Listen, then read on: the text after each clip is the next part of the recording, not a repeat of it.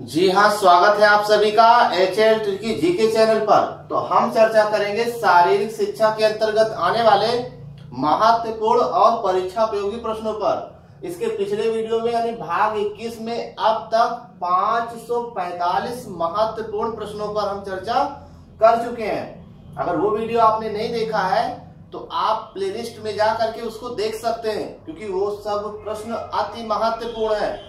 आइए हम और आप मिल करके ये शारीरिक शिक्षा के अंतर्गत आने वाले बार बार परीक्षा में पूछे जाने वाले महत्वपूर्ण प्रश्नों को सॉल्व करें। प्रश्न नंबर 546, जूडो खेल में युवकों के लिए कितने पॉइंट्स दिए जाते हैं? प्रश्न फिर से सुन लीजिए। जूडो खेल में युवकों, है ना, युवकों के लिए कितने अंक दिए जाते हैं? तो सही उत्तर क्या होगा? 5 अंक। ये महत्वपूर्ण पॉइंट, इसको नोट भी करते चलिए, है ना। और वीडियो को दौड़ा कर मत देखिए और थोड़ा 10 या 5 मिनट का समय अपने लिए भी निकाल लीजिए। मात्र 15 मिनट का वीडियो है, तो कहीं पर आप आराम से बैठ जाइए और इन तमाम महत्वपूर्ण प्रश्नों को देखिए नहीं, याद कर लीजिए, है ना। चलिए प्रश्न नंबर 547, जूडो खेल में वाजा आरी के लिए कितने अंक दिए जाते हैं? चलिए उत्तर बताइए। जूडो खेल में वाजा आरी के लिए कितने अंक दिए जाते हैं? देखो सही कहा आपने, 7 अंक। तो आपकी तरफ से भी उत्तर आना चाहिए। चलिए प्रश्न नंबर 548, जूडो खेल में कोका, है ना, कोका के लिए कितने अंक दिए जाते हैं? जल्दी बताइए। सही उत्तर 8 अंक। तो सभी महत्वपूर्ण प्रश्नों को इसमें रखा गया है। प्रश्न नंबर 549, जूडो खेल में इप्पॉन के लिए कितना अंक दिया जाता है? जल्दी बताइए। जूडो खेल में इप्पॉन के लिए कितना अंक दिया जाता है? 10 अंक। ठीक है ना। तो देखिए इन तमाम महत्वपूर्ण प्रश्नों को नोट कर दिया गया है। देखिए बताने से क्या होता है कि जब तक बताते हो तब तक याद रहेगा, लेकिन अगर लिख दिया जाएगा और इसको अगर आप देख लेंगे तो ये हमेशा के लिए आपके दिमाग में बैठ जाएगा। इसीलिए मैंने छोटे से छोटे प्रश्नों को और बड़े से बड़े प्रश्नों को मैंने नोट कर दिया है ना। हम बताएंगे, हम एक ही पॉइंट पर इन तमाम चीजों को डिस्कस कर सकते थे, लेकिन वो गायब हो जाता। फिर हम लोग अभ्यास कर रहे हैं, है ना, हम लोग पढ़ नहीं रहे हैं, अब हम लोग याद कर रहे हैं कि ये कैसे याद किया जाए। अब देखिए, अगर ये 4 ऑप्शन दिया है, 4 ऑप्शन दिया है और पूछा गया जूडो खेल में सबसे अधिक अंक किसके लिए दिया जाता है? युको या वाजा आरी या कोका या इप्पॉन के लिए। तो इप्पॉन के लिए सबसे अधिक अंक। अगर यही 4 ऑप्शन है, अगर पूछ लिया गया कि जूडो खेल में युको के लिए या सबसे कम अंक किसके लिए दिया जाता है, तो युको के लिए 5 अंक दिया जाता है। इससे अधिक 7 अंक वाजा आरी और इससे अधिक 8 अंक कोका के लिए, है ना। तो सिर्फ हमें पढ़ना ही नहीं है, हमें याद भी करना है।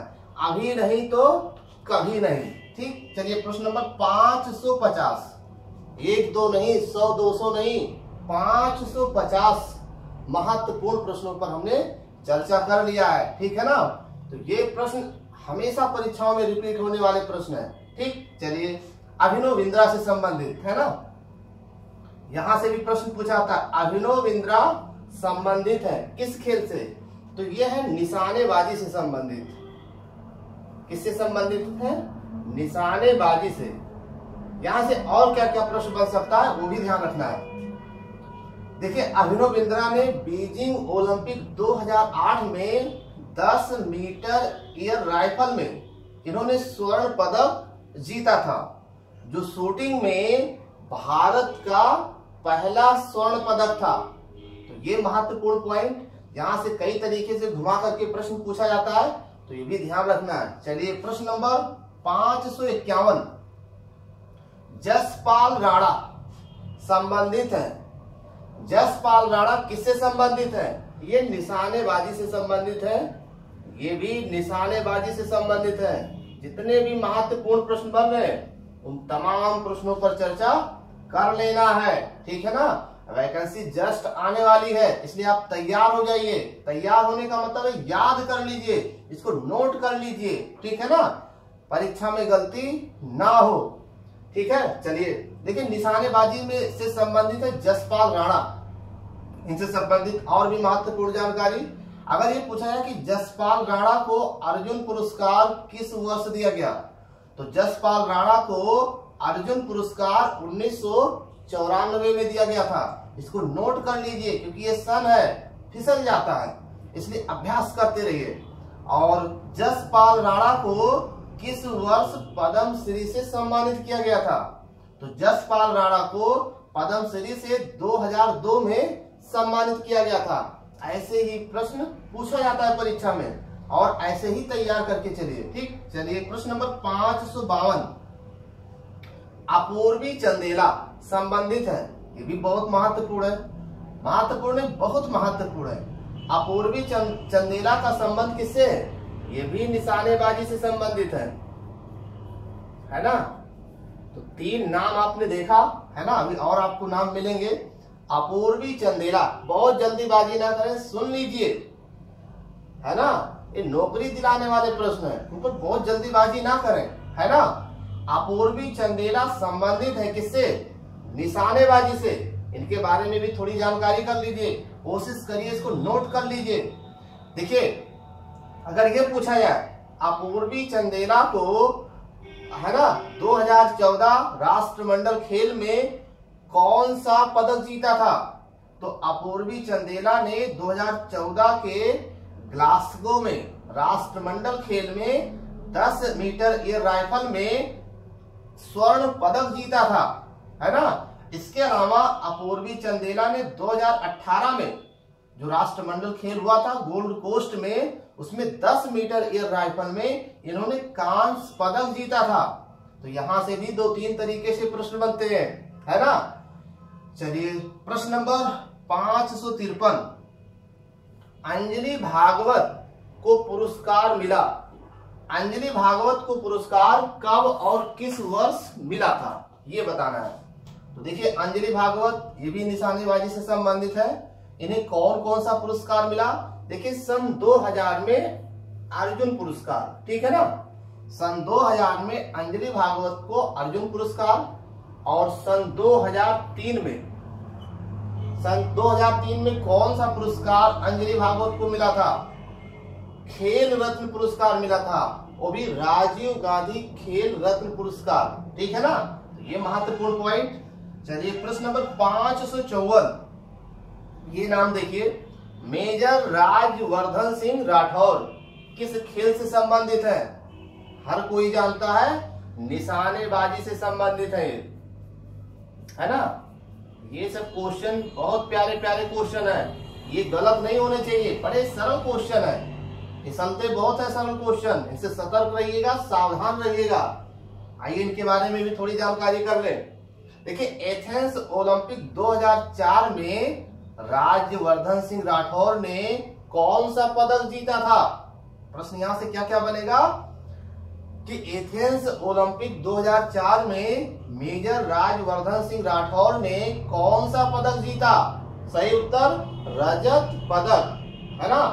और 2004 में रजत पदक जीतने वाले प्रथम भारतीय बनने का गौरव प्राप्त किया, ठीक है ना। चलिए प्रश्न नंबर 555, कुश्ती का प्रत्येक मुकाबला कितने मिनट का होता है। बहुत ही सरल प्रश्न है, प्रश्न फिर से सुन लीजिए, कुश्ती का प्रत्येक मुकाबला कितने मिनट का होता है। सही उत्तर आपकी तरफ से आना चाहिए। जी हाँ, बताइए। 6 मिनट, बिल्कुल सही कहा आपने, 6 मिनट का होता है। देखिए, इसकी जो अवधि होती है ये 2-2 मिनट के 3 भागों में विभाजित होती है।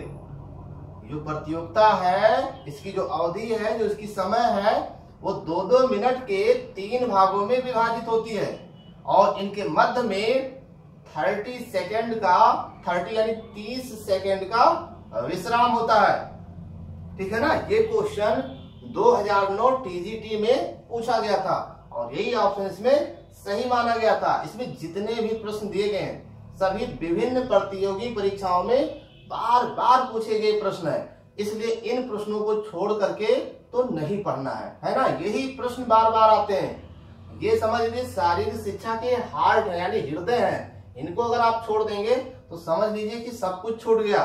चलिए प्रश्न नंबर 556, किस खेल का उल्लेख पौराणिक ग्रंथों में भी मिलता है? उस खेल का नाम बताना है। आपके पास कई ऑप्शन है। सही उत्तर कुश्ती, ठीक है ना। कुश्ती नोट भी कर लीजिए और याद भी कर लीजिए, दिमाग में रख लीजिए। ये क्वेश्चन सरल है, ठीक है। टीजीटी 1999 में ये प्रश्न पूछा गया था। चलिए प्रश्न नंबर 557, सुशील कुमार संबंधित है। सुशील कुमार किस खेल से संबंधित है? कुश्ती से संबंधित है यानी रेसलिंग से संबंधित है। चलिए सुशील कुमार के बारे में आप क्या जानते हैं, थोड़ा सा बताइए। अगर ये पूछा जाए, प्रश्न बना लेते हैं क्योंकि प्रश्न ही परीक्षा में आना है, तो इसलिए हम प्रश्न के साथ तैयारी करेंगे। सुशील कुमार से संबंधित 2-3 प्रश्न बनते हैं। क्या क्या प्रश्न बनेंगे? सुशील कुमार ने 2012 लंदन ओलंपिक खेल में कौन सा पदक जीता? चलिए बताइए। सुशील कुमार ने लंदन ओलंपिक में कौन सा पदक जीता था? तो इन्होंने जीता था क्या? रजत पदक। सुशील कुमार ने 2012 लंदन ओलंपिक खेल में रजत पदक जीता था। चलिए और भी क्वेश्चन बनेंगे। सुशील कुमार ने 2008 बीजिंग ओलंपिक खेल में कौन से पदक जीता था? तो इन्होंने कांस्य पदक जीता था, है ना। चलिए और भी महत्वपूर्ण प्रश्न बनेंगे। अगला प्रश्न ये बन रहा है सुशील कुमार से कि 2014 राष्ट्रमंडल खेल में इन्होंने कौन सा पदक जीता था? 2014 राष्ट्रमंडल खेल में इन्होंने कौन सा पदक जीता? रजत, कांस्य या स्वर्ण पदक? 3 ऑप्शन है आपके पास। सही उत्तर हो जाएगा स्वर्ण पदक। 2014 में राष्ट्रमंडल खेल में सुशील कुमार ने स्वर्ण पदक जीता था। चलिए एक क्वेश्चन और बनेगा इनसे, बहुत जल्दीबाजी ना करें, सुनते रहिए, याद भी करते रहिए। अगला क्वेश्चन देखिए क्या बनेगा इनसे। 2018 में 74 किलोग्राम की फ्री स्टाइल वर्ग में इन्होंने कौन सा पदक जीता? तो इन्होंने स्वर्ण पदक जीता था। 2018 में 2018 राष्ट्रमंडल खेल में 74 किलोग्राम फ्री स्टाइल कुश्ती में इन्होंने स्वर्ण पदक जीता था। दिमाग में बैठा लीजिए। चलिए प्रश्न नंबर 558, अखाड़ा शब्द संबंधित है। अखाड़ा शब्द किस खेल से संबंधित है? उत्तर आ जाना चाहिए आपकी तरफ से कुश्ती। चलिए जो अखाड़ा शब्द है वो कुश्ती से संबंधित है, और जो ये अखाड़ा शब्द है संस्कृत वर्णमाला का शब्द है। और ये क्वेश्चन राजस्थान पीटीआई ग्रेड 3 2011 में ये क्वेश्चन पूछा गया था। आइए बढ़ते हैं प्रश्न नंबर 559 की तरफ। चलिए अंतरराष्ट्रीय संगठन, उसका नाम है फिडे, है ना, जुड़ा हुआ है, किस खेल से जुड़ा हुआ है? प्रश्न फिर से सुन लीजिए। अंतरराष्ट्रीय संगठन फिडे किस खेल से जुड़ा हुआ है? सही उत्तर शतरंज, बिल्कुल सही जवाब। ये शतरंज से जुड़ा हुआ है। फिडे यानी फिडे का मतलब क्या होगा? पूरा नाम बताइए। FIDE का पूरा नाम, FIDE का पूरा नाम है फेडरेशन इंटरनेशनल DHS। ये नाम है फिडे का पूरा नाम, जो कि शतरंज खेल से जुड़ा हुआ है। अगर ये पूछ लिया जाए कि फिडे की स्थापना किस वर्ष की गई, तो 20 जुलाई 1924 को फ्रांस पेरिस में इसकी स्थापना की गई। ये क्वेश्चन बहुत ही महत्वपूर्ण है। ये क्वेश्चन टीजीटी 2003 में पूछा गया था। चलिए प्रश्न नंबर 560 की तरफ। प्रश्न है नायडू ट्रॉफी किस खेल से संबंधित है? उस खेल का नाम बताइए। सही उत्तर शतरंज। बिल्कुल तैयार हो जाइए, अभी नहीं तो कभी नहीं, छोड़ छोड़ के मत पढ़िए। शतरंज से जुड़ा हुआ है नायडू ट्रॉफी। छोटे छोटे क्वेश्चन नौकरी दिलाने वाले क्वेश्चन। ये क्वेश्चन एनबीएस टीजीटी 2016 में पूछा गया था। नहीं यकीन आता तो देख लीजिए, चेक कर लीजिए।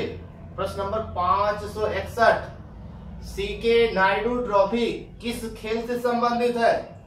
देखिए कितना अंतर है, नायडू ट्रॉफी किस खेल से संबंधित है और सीके नायडू ट्रॉफी किस खेल से संबंधित है। सावधानी हटी, दुर्घटना तुरंत घटी, है ना। थोड़ी सी सावधानी देख लीजिए ध्यान से। नायडू ट्रॉफी और सीके नायडू ट्रॉफी हम आपको पढ़ा नहीं रहे, हम आपको बता रहे हैं कि कैसे परीक्षा में गलती ना हो, ये तरीका बता रहे हैं। बाकी मेरा दिमाग नहीं चढ़ा है, बार बार रिपीट करने का एक ही उद्देश्य है कि गलत ना हो, पढ़ने के बाद गलत ना हो, है ना।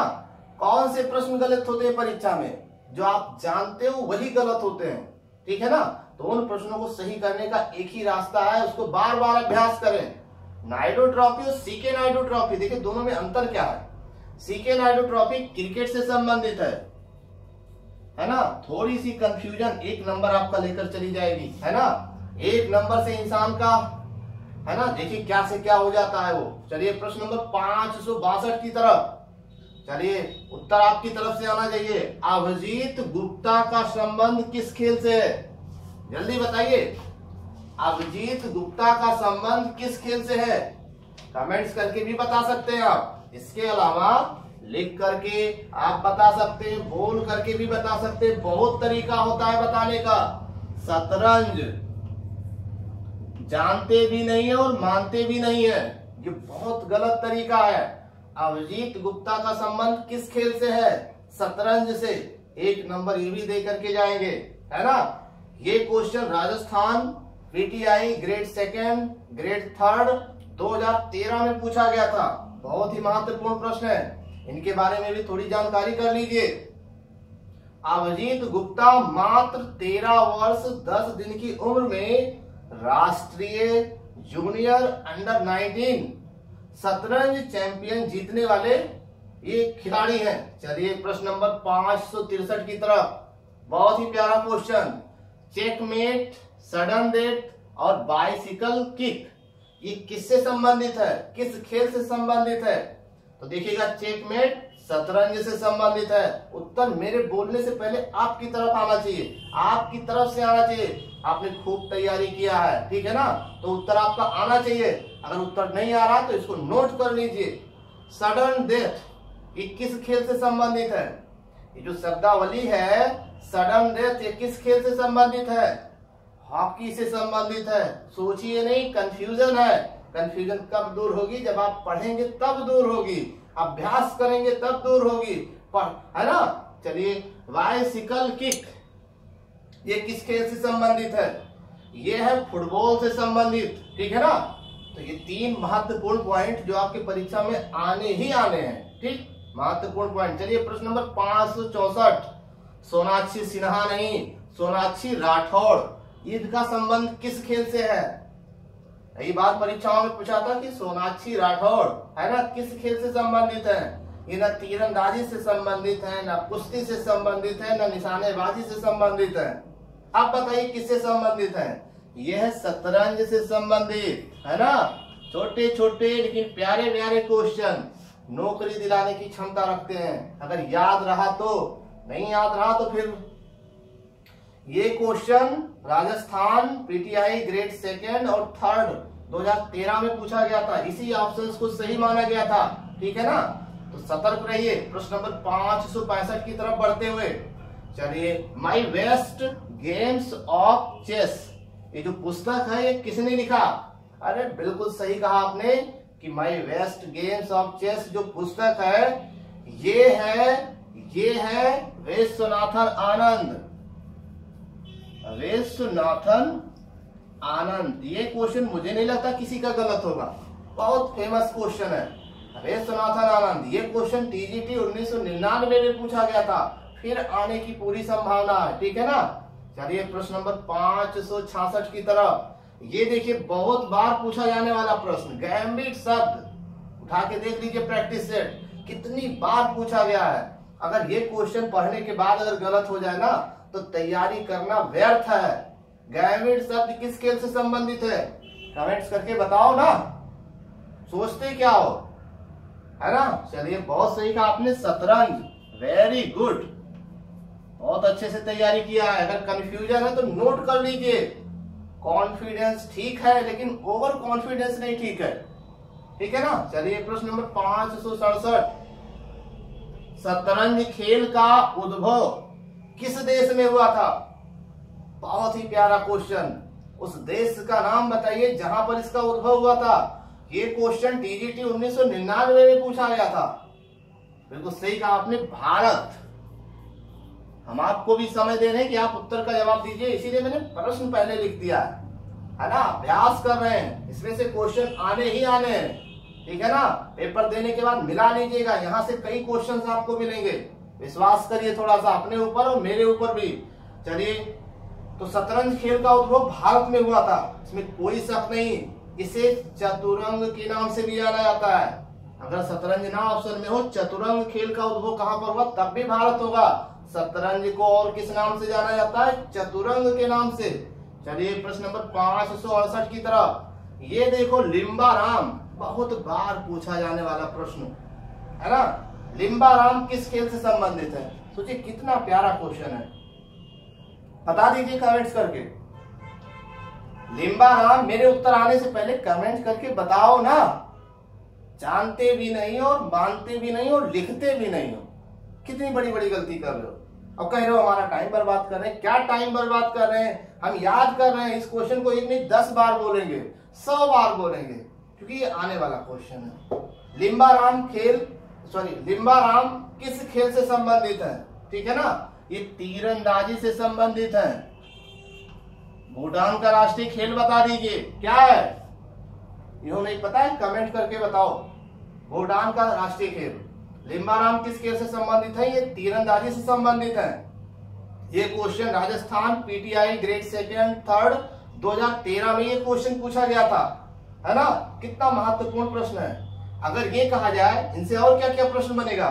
लिम्बाराम को कौन कौन सा पुरस्कार मिल चुका है? तो लिम्बाराम को अर्जुन पुरस्कार मिला था 1991 में, ठीक है ना।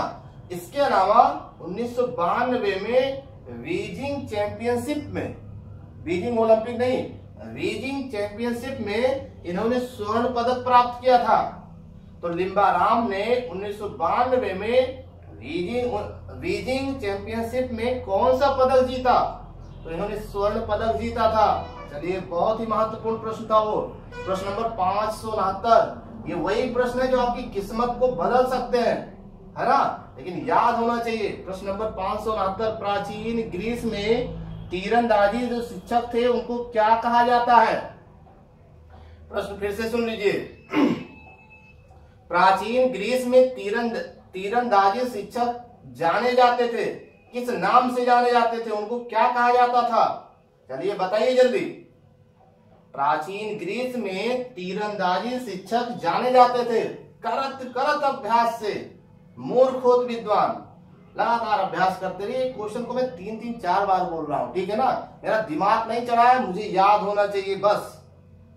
हमने अब तक कितने प्रश्न चर्चा कर लिए? 569। कितना पढ़े हैं ये मायने नहीं रखता, याद उसमें से कितना है ये मायने रखता है। ये अभी सीरीज बढ़ता जाएगा क्वेश्चन का, लेकिन याद भी तो होना चाहिए। ये नहीं याद है तो ना पढ़ने के बराबर है। प्राचीन ग्रीस में तीरंदाजी शिक्षक जाने जाते थे, क्या जाने जाते थे? किस नाम से जाने जाते थे? टॉक्सोर्स, है ना, इनका नाम है टॉक्सोर्स के नाम से जाने जाते थे। इसको आप नोट कर लीजिएगा। जगह वहां पर कम है, लेकिन आपके पास खूब जगह होगा। ये राजस्थान ग्रेड 2nd 2011 में पूछा गया था। चलिए प्रश्न नंबर 570, स्नूकर, बैडमिंटन और शतरंज का उद्भव किस देश में हुआ? बहुत सही जवाब, भारत, अपना भारत, इंडिया, हिंदुस्तान, है ना। स्नूकर, बैडमिंटन और शतरंज का जो उद्भव हुआ वो भारत में हुआ, लेकिन इसका विकास अन्य देशों में हुआ। चलिए प्रश्न नंबर 571, फार्मूला 1 जो रेस होता है, ठीक है ना। तो फार्मूला 1 नारायण कार्तिकेयन का नाम सुना होगा आपने, तो फार्मूला 1 से संबंधित है वो। फार्मूला 1 में पीली झंडी, कौन सी झंडी? पीली झंडी क्या संकेत करती है? बहुत ही प्यारा क्वेश्चन, कमेंट्स करके भी बताओ ना। अभी मैंने उत्तर नहीं लिखा, क्यों सोच रहे हो? फॉर्मूला 1 में पीली झंडी संकेत करती है, तैयारी में तो कोई कमी नहीं, उत्तर आना चाहिए ना। अब ऑप्शंस के सहारे बैठे हैं और ऑप्शंस आपके सहारे बैठा हुआ है, क्या करोगे? ऑप्शंस का सहारा छोड़ दीजिए और इसको याद करिए, पॉइंट टू द पॉइंट, बिल्कुल रटा होना चाहिए, बिल्कुल याद होना चाहिए। ये धीमी होने का संकेत करती है, धीमी होने का संकेत आप लिख लो, आप भी कुछ किया करो, ठीक है ना। चलिए प्रश्न नंबर 572, कमियां निकालना छोड़ दो, इसमें से जो महत्वपूर्ण प्रश्न उनको नोट कर लो, है ना। चलिए, दो लहराते हुए पीले झंडे, फॉर्मूला 1 में दो लहराते हुए पीले झंडे किसकी ओर संकेत करते हैं?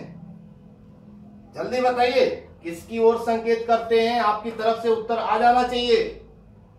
ट्रैक पर रुकने के लिए, क्या करने के लिए? ट्रैक पर रुकने के लिए। ये बताया जाता है कि ट्रैक पर कोई समस्या है, कोई व्यवधान है, ठीक है। तो दो लहराते हुए पीले झंडे ये संकेत करते हैं। तो ये थे शारीरिक शिक्षा के अंतर्गत आने वाले महत्वपूर्ण प्रश्न। हमारे वीडियो आपको कैसे लग रहे हैं, लाइक और कमेंट्स करके जरूर बताइएगा। मिलते हैं हम नेक्स्ट वीडियो में, प्रश्न नंबर 573 पर हम चर्चा करेंगे। इससे संबंधित और भी महत्वपूर्ण प्रश्न बचे हुए हैं, तो ठीक है, नेक्स्ट वीडियो पे मिलते हैं। अगर आप हमारे चैनल पर नए हैं तो ये हमारे चैनल को सब्सक्राइब करें। आपके राइट साइड में सब्सक्राइब लिखा होगा, उस पर आप क्लिक कर दीजिए, बेल आइकन को भी प्रेस कर दीजिए, ताकि इसके बाद वाला जो वीडियो है आप तेज उसकी नोटिफिकेशन आपको मिल सके। हमारे वीडियोस को देखने के लिए बहुत बहुत धन्यवाद।